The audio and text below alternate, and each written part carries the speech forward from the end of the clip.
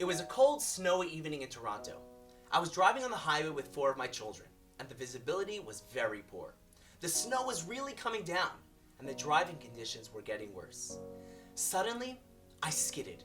The car spun out of control. We braced for impact as cars collided into each other. All I could hear was the heart-wrenching sound of screeching tires, smashing glass, and screaming children. What was probably 3 seconds seemed to last for an eternity. Everything came to a standstill, and thank God, miraculously, everyone was okay.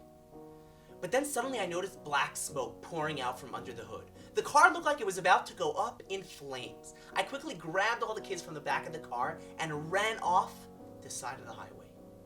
We stood there in the freezing cold as snow was coming down and covering my children's heads. And I'm trying to figure out, what should I do? I'm in a country that's still foreign to me, with no family nearby. It'll be hours before this is cleared up. Who can I call?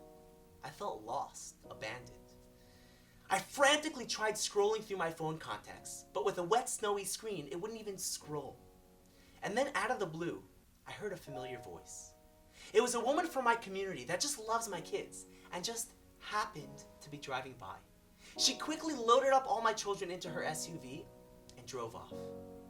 And just like that, my kids were whisked away in a warm car, heading home to their mother.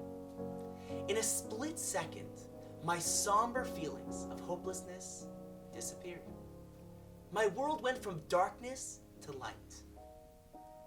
The Jewish people were slaves in Egypt for 210 years. All any child, parent, or grandparent ever knew was a life of slavery. It was a cold, dark, hopeless existence. And then suddenly, redemption and freedom. But it wasn't just Egypt. Throughout our entire Jewish history, we experienced persecution and destruction. This was Rome, Greece, Babylon, Germany, France, Italy. 3,000 years of crusades, Cossacks, conversions, inquisitions, pogroms, massacres, ghettos, holocausts. And at each horrific time, we felt lost. We felt broken, hopeless. But at each time, our hopelessness was replaced with light and redemption. From sadness to serenity.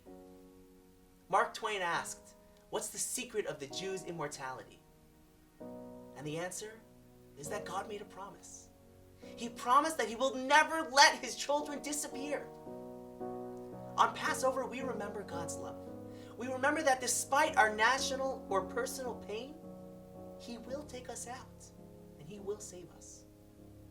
This year, as you're sitting at your Passover Seder, take a few moments to go around the table and let everyone share their personal experience where the Almighty took them from darkness to light. Thank the Almighty for saving us then as a nation and for his ongoing miracles today.